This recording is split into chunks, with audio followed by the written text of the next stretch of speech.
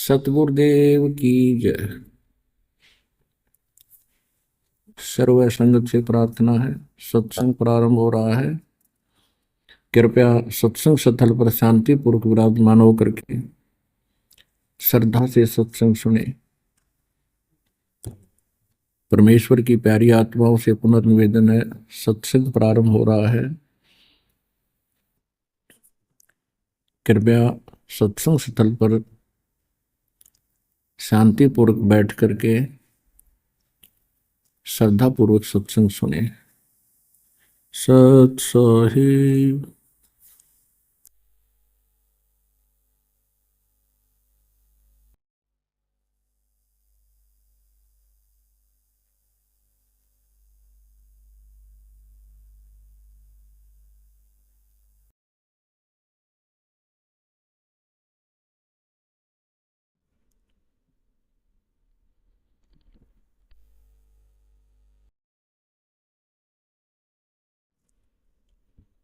सतगुरुदेव की जय।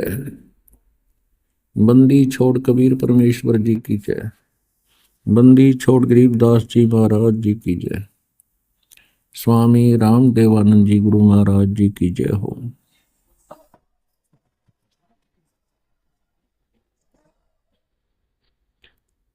गरीब नमो नमो सतपुरुष को नमस्कार गुरु की नहीं। सुर नर मुनि जन साधुआ संतों सर्वसदी नहीं। सतगुरु साहेब संत सब डंडो तुम प्रणाम। आगे पीछे मद हुए तिनको जा कुर्बान।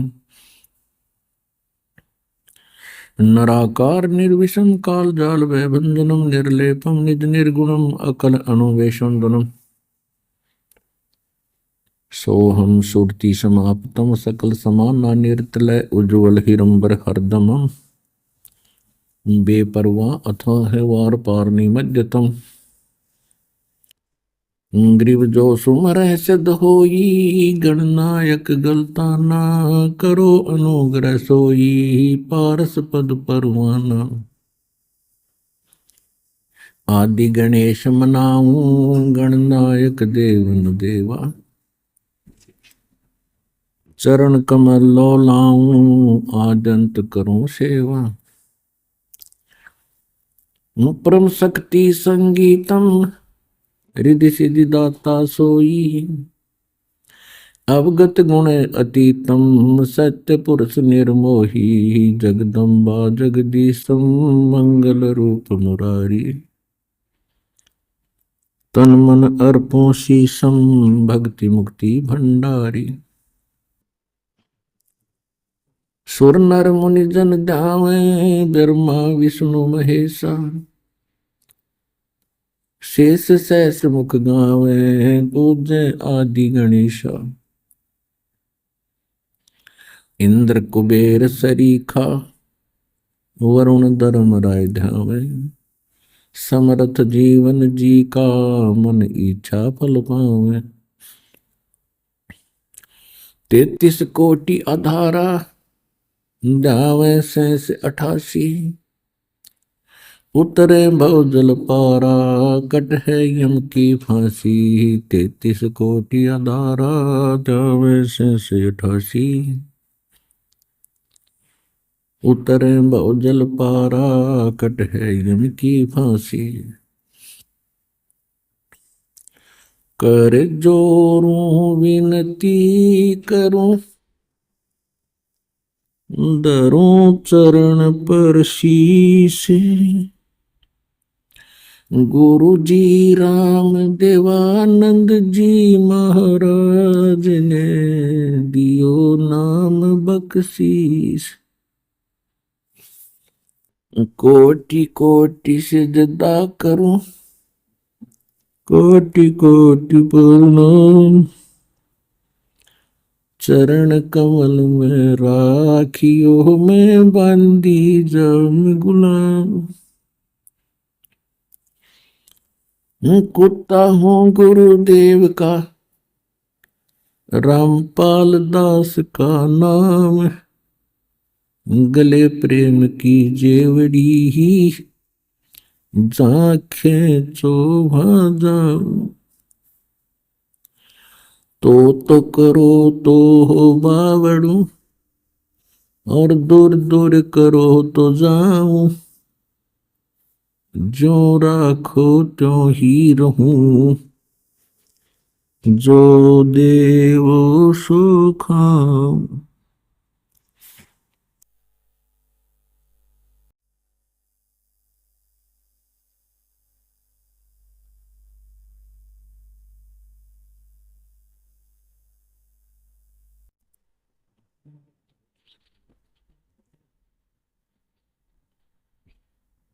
जय इब कै सतगुरु मिले, सब दुख आखों रोए,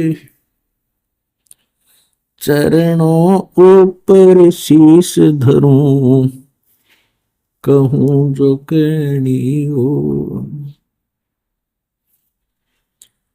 कबीर साईं मिलेंगे, पूछेंगे कुशलात, आदि अंत की सब कहूं, अपने दिल की बात।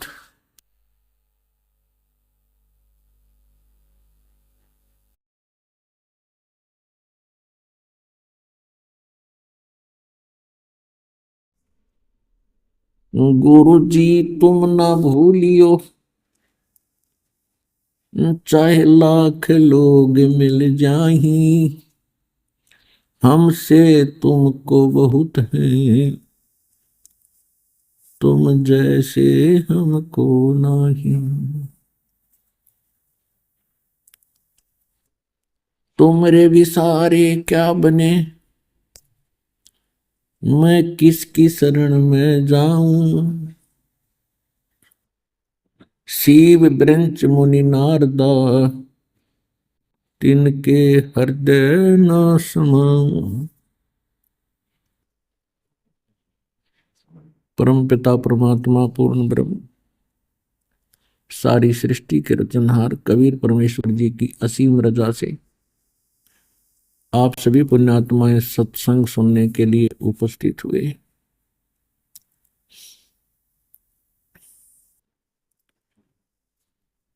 इस काल भगवान ने जिसके लोक में हम रह रहे हैं, ये 21 ब्रह्मांड का क्षेत्र है, और इस काल भगवान ने जिसकी कैद में, जिसकी जेल में हम रह रहे हैं, इसने एक सुनियोजित षड्यंत्र रच के हमें यहां पर फंसा रखा है, बांध रखा है।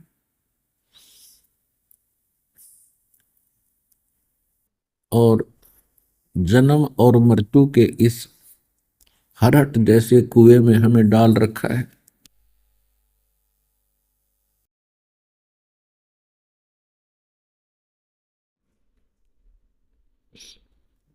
आप देखते हैं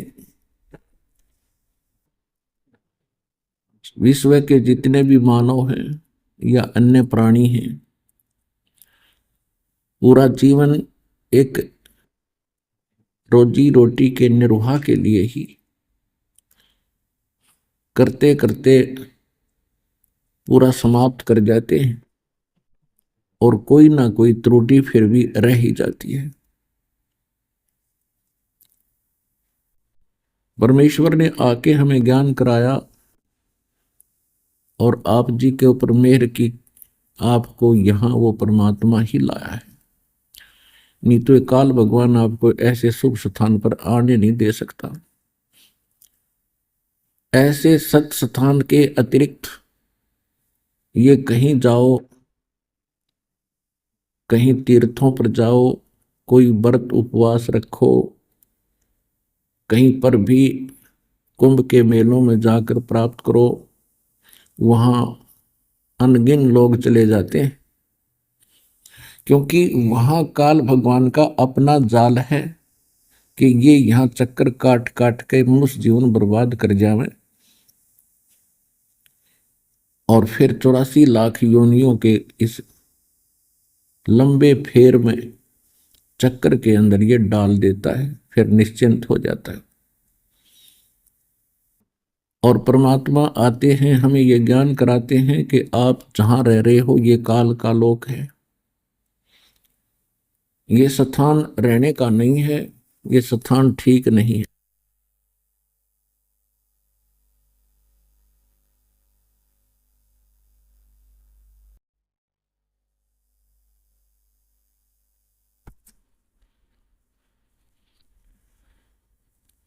परमात्मा के विधान में लिखा है कि वो परमात्मा प्रत्येक युग में आते हैं और वो 3 प्रकार से सभी असंख्य ब्रह्मांडों की वो केयर टेक करते हैं, सभी को संभालते हैं, सबका धारण पोषण करते हैं। तो वो 3 स्थिति से करते हैं। एक स्थिति परमात्मा की है कि वो सतलोक के अंदर मानव सदृश शरीर में विराजमान है, एक सिंहासन के ऊपर बैठे हैं, तख्त पर बैठे हैं, सिर पर मुकुट है भगवान का जैसे राजा लोग पहनते हैं, और ऊपर एक श्वेत छत्र है, छत्र छाता, और एक बहुत बड़ा आलीशान गुम्बज है, उसके सेंटर में भगवान बैठे हैं, सतपुरुष बैठे हैं, अमर पुरुष बैठे हैं। उनके एक रोमकूप में यानी एक रोम में समझो बाल में इतनी चमक है, करोड़ सूर्य मिला दे, करोड़ चंद्रमा, दोनों की मिली जुली रोशनी भी फीकी पर रहे तो बाकी बॉडी का कितना प्रकाश होगा ये अंडरस्टूड है। उसके पश्चात परमात्मा दूसरी स्थिति में प्रत्येक युग में एक लीला करने आते हैं, और किसी सरोवर के अंदर जहां कमल के फूल खिले होते हैं उस पर आकर के नवजात शिशु का रूप धारण करके सतलोक से चलकर आते हैं अपने निज स्थान से, और वहां एक शिशु रूप धारण करके कमल के फूल पर विराजमान होते हैं। वहां से कोई निसंतान दंपति उनको ले जाते हैं और वहां उनकी परवरिश की लीला कवानी गान से होती है।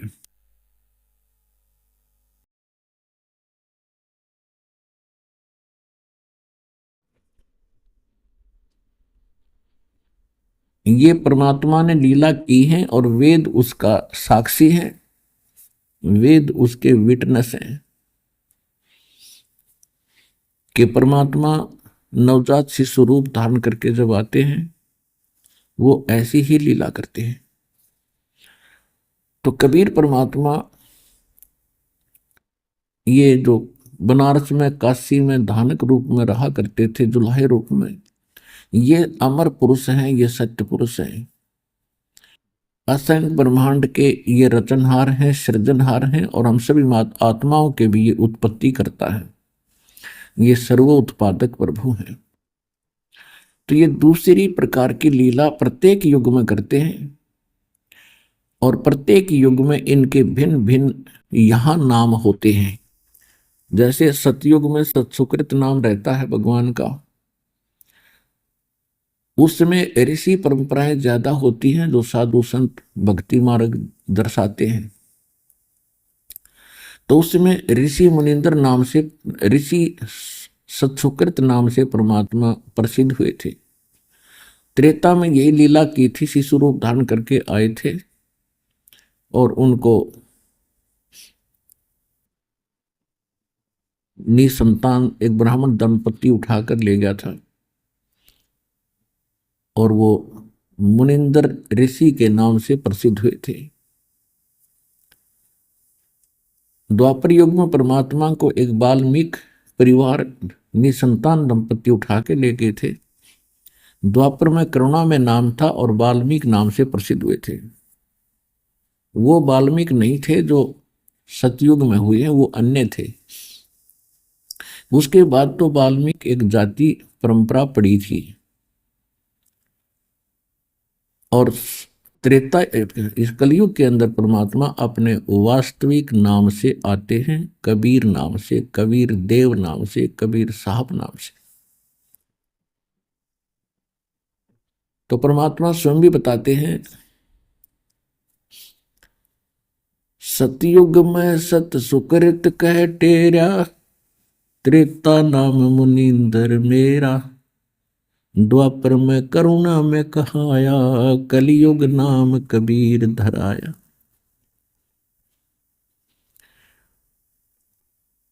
और परमात्मा खुद कहते हैं,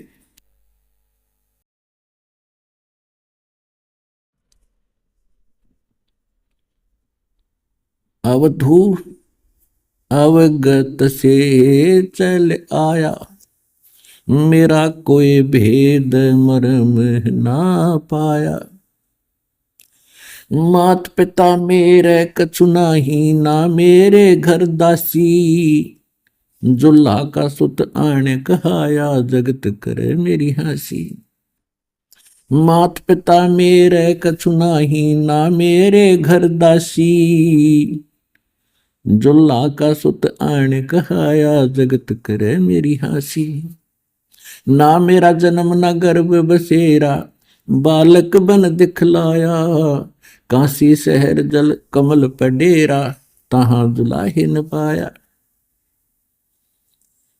अदर गगन भंवर गुफा में, जहां निज वस्तु सारा, तेरा ज्योत स्वरूपी अलख निरंजन, ये धरता ध्यान हमारा। परमात्मा ने स्वयं आकर बताया है कि मेरा कोई जन्म नहीं हुआ, मैं किसी मां के गर्भ में नहीं रहा, और मैंने कोई स्त्री भी ग्रहण नहीं की। मात पिता मेरे कछु नाही, ना मेरे घर दासी। दासी माने पत्नी को संत भाषा में, क्योंकि पहले सतयुग त्रेता द्वापर में बहनें अपने पतियों की बहुत सेवा किया करती थी सच्चे दिल से, और वो पति भी नेक चलन और नेक स्वभाव के होते थे। अब तो शराब पीकर रोज कूटें तो वह क्या सेवा करे उस नालायक की। तो इसलिए वो एक परमात्मा कहते हैं, मात पिता मेरे कछु नाही, ना मेरे घर दासी, जुल्ला का सुत आन कहाया, जगत करे मेरी हंसी। आज मुझे धानक जुलाहा सुंदर कह के मजाक उड़ा रहे हैं। जात पात हमारे नहीं, सभी मेरे बच्चे हैं। पर लेकिन उस समय हम भगवान को नहीं पहचान सके, क्योंकि हम अक्सर ज्ञान नहीं रखते थे, और हमारे धर्मगुरु जो थे ये नकली थे, डुप्लीकेट थे, इनको सदग्रंथों का ज्ञान नहीं था। यदि इनको सदग्रंथों का ज्ञान होता तो भगवान का विरोध कतई नहीं करते। जैसे अब परमात्मा ने यह समय निर्धारित किया था, उससे पहले आपको शिक्षित किया अपने बच्चों को। परमात्मा नहीं चाहते थे ये शिक्षा रूपी विष आपको पिलाना, लेकिन ये अनिवार्य था, इसलिए आपको शिक्षित किया। यह शिक्षा आपको केवल इसीलिए दी है कि आप सदग्रंथों को जाने, स्वयं देखें, समझें और परमात्मा को पहचाने। अन्यथा इस शिक्षा ने हमें क्या दिया? अभिमानी बना दिया। आपस में प्यार रहा नहीं, माया के अतिरिक्त कुछ ध्यान नहीं, भगवान सौ कोस हो गया हमारे से। कोई बड़े बड़े अधिकारी बनकर ये सोच बैठे हैं कि बस मैंने सब कुछ पा लिया। तो यह भूल इस माया ने डाल दी। पहले हमारे बुजुर्ग कितने आधीन, विनम्र और दया भाव वाले थे, आए अतिथि का आदर करते थे। अब ये लगभग ये सारी परंपराएं समाप्त हो चुकी हैं, कृतघ्नता हमारे अंदर समा चुकी है। तो परमात्मा को ये पता था कि ऐसा इनमें एक बार दोष आएगा, लेकिन उस दोष को मेरे पास ऐसा ज्ञान है तुरंत ही साफ कर दूंगा। तो वो अब ज्ञान हमें प्राप्त हुआ है। तो परमात्मा को हम पहचानेंगे तभी तो उसके निकट आएंगे। जब तक हमें दृढ़ विश्वास नहीं होगा कि हु इज गॉड, परमात्मा कौन है, और what is right way of worship, सही साधना कौन सी है, तो हमें कोई भी डगमग करता रहा हम उसी की मान लेते थे। कोई छोटी मोटी अटपट कर देता, थोड़ी बहुत वाणी वेद मंत्र सुना देता, हम उसको विद्वान और बहुत अच्छा जानकार मान लिया करते थे। अच्छा कोई वक्ता होता उसके ऊपर आकर्षित हो जाते थे। तो अभी तक हमारा इन्होंने साइकिल बना रखा था, हमें टिकने नहीं दे रहे थे। अब हम ऐसे टिक जाएंगे हमें कोई हिला नहीं सकेगा, चाहे ब्रह्मा विष्णु महेश आकर वार्ता कर लियो हमारे साथ, आखिर में वो फिट्टे मुंह होकर ही जाएंगे। अन्य अन्य संतों की तो बात ही छोड़ो, ये तो सामने आ ही नहीं सकते इस ज्ञान के। तो कहने का भाव यह है कि एक सौभाग्य आपका कि आपको ये अनमोल रतन मिल रहा है, इसको संभाल के रखना, इसको ऐसे वैसे ना समझना। ये अनमोल मंत्र मिला है। परमात्मा कहते साईं यूं मत जानियो प्रीत घट मम चित, इस मालिक के नाम को, भगवान को ऐसे एक सेकेंडरी थिंग मत समझना। साईं यूं मत जानियो प्रीत घट मम चित, मरूं तो तुम सुमृत मरूं और जीवत समरू नित। ऐसा भाव बनाओ भगवान।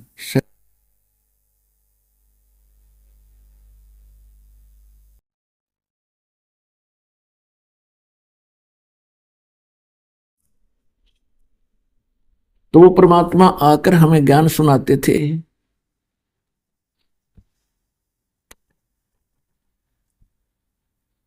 सन 1398 में, संवत 1455, ज्येष्ठ मास की पूर्णमासी, ज्येष्ठ सुदी पूर्णमासी यानी जेठ उतरते की पूर्णमासी को सुबह सुबह परमात्मा सतलोक से चलकर आए,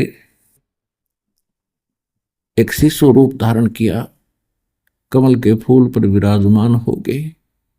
लहर तारा तालाब नामक एक सरोवर था बनारस काशी शहर के अंदर,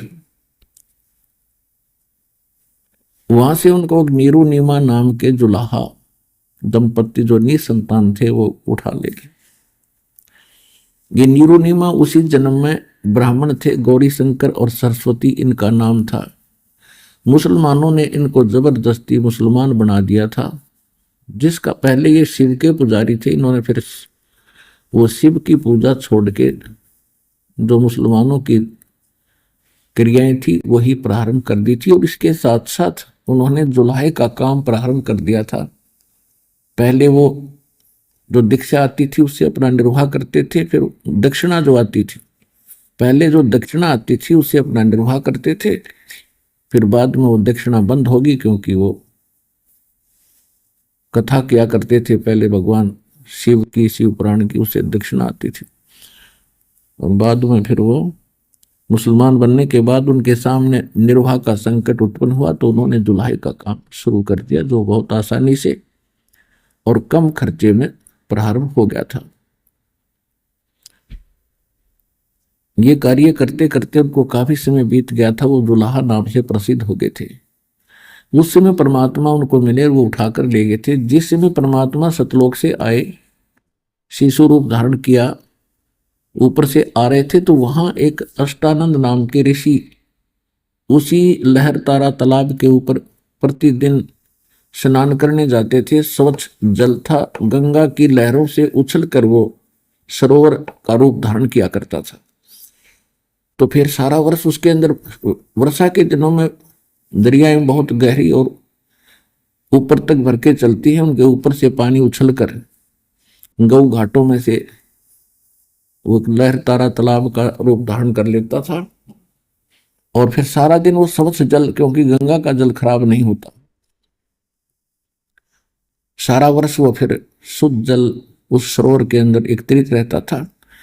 उसमें कमल के फूल उगे रहते थे।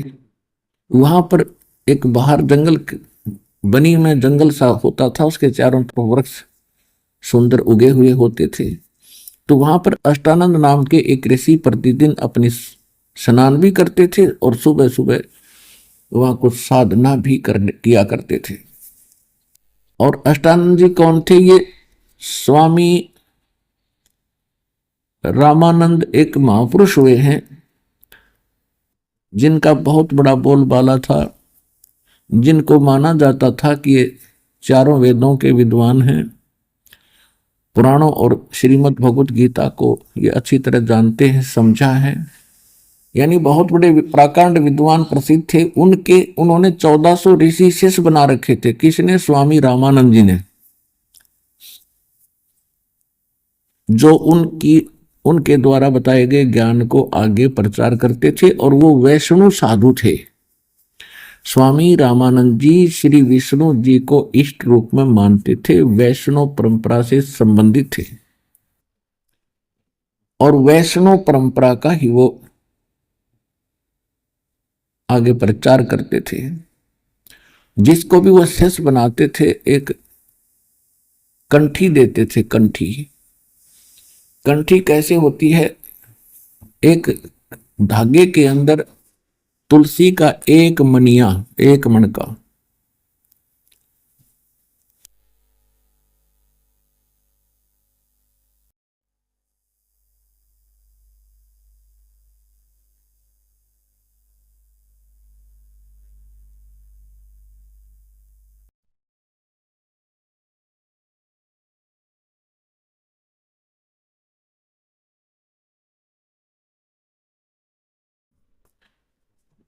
एक तुलसी का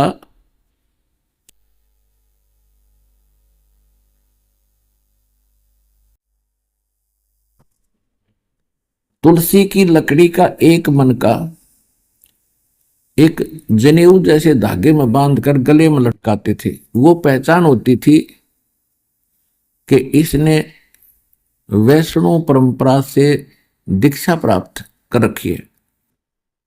तो ऐसी वो एक कंठी भी देते थे।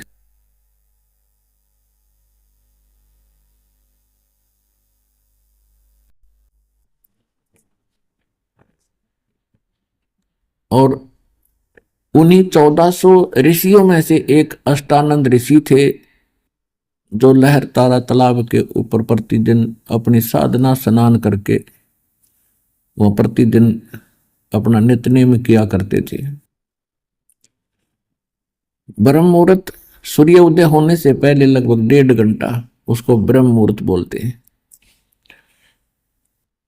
उस समय अष्टानंद जी वहां स्नान करके अपनी साधना करने के लिए तत्पर थे। उधर से परमात्मा सतलोक से चलकर आ रहे थे।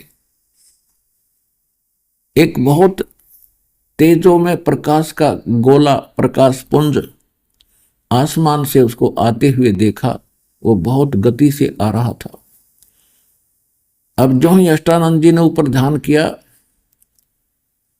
इतना तेज था कि उसकी चरम दृष्टि उसको सहन नहीं कर सकी, आंखें बंद होगी। आंखें जब बंद हुई तो उसने क्या देखा कि एक शिशु का रूप दिखाई दिया। उस जो पुंज दिखाई देता, प्रकाश का गोला नजर आता था। जब आंखें बंद हुई तो उसने क्या देखा कि एक बालक शिशु रूप है। जैसे हम सूर्य की ओर कभी गलती से देख लेते हैं तो हमारी चरम दृष्टि उसको सहन नहीं कर पाती, हम तुरंत आंखें बंद करते हैं या साइड में करते हैं। तो हम क्या देखते हैं कि सूर्य का प्रकाश रहित एक आकार गोला सा दिखाई देता है। और पहले ऐसा नहीं नजर आ रहा था, केवल प्रकाश दिखाई देता था, फिर हमें प्रकाश रहित आकार सूर्य का दिखाई देता है। यही दशा उस अष्टानंद की हुई। जब उसने उस तेज पुंज के गोले को देखा, आंखें सहन नहीं कर सकी, तुरंत बंद हुई। बंद हुई तो क्या देखा कि प्रकाश रहित एक शिशु का रूप दिखाई दिया। काफी देर तक उसकी दृष्टि में वही रहा, ऐसे देखे वैसे देखे। जो ही उसने थोड़ी देर के बाद देखा तो क्या देखा कि वो प्रकाश जो आ रहा था वो उसी लहर तारा नामक सरोवर के एक कोने में जाके सिमट गया। उसके बाद उसको कुछ दिखाई नहीं दिया। अब उसने सोचा कि ये क्या हुआ आज मेरे साथ, ये कोई मेरी भक्ति की उपलब्धि है या कोई और ही लीला है। अपने गुरुदेव से इसका समाधान चाहूंगा। वो तो छोड़ के साधना उठकर चला गया।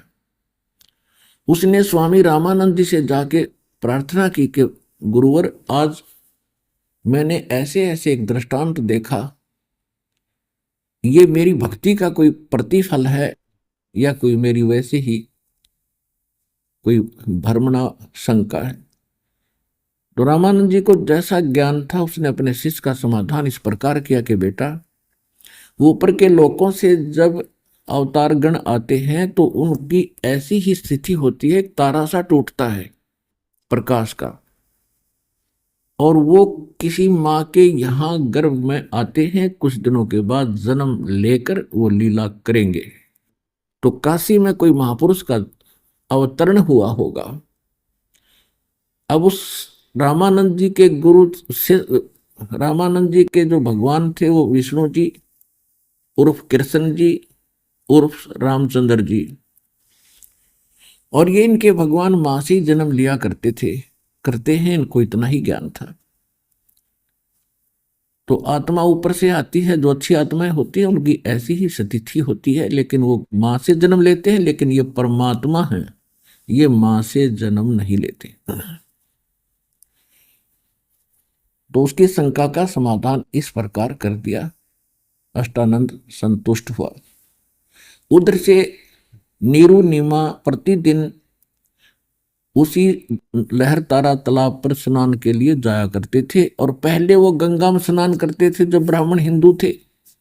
उसके बाद उनको मुसलमान बना दिया गया था, तो वे उनको गंगा घाट पर गंगा के अंदर स्नान करना बंद कर दिया था हिंदुओं ने।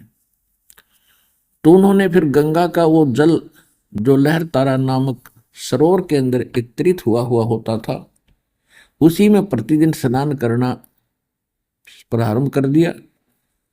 सुबह उठकर जाते थे, वहां स्नान करके आते थे। जो भी साधना मुसलमान धर्म की वो भी करते थे। हृदय से भगवान शंकर को भी वो भूल नहीं पा रहे थे, क्योंकि वो पहले भगवान शंकर के पुजारी थे और भगवान शंकर की कथा करके अपना निर्वाह किया करते थे। लेकिन वो किसी को भ्रमित नहीं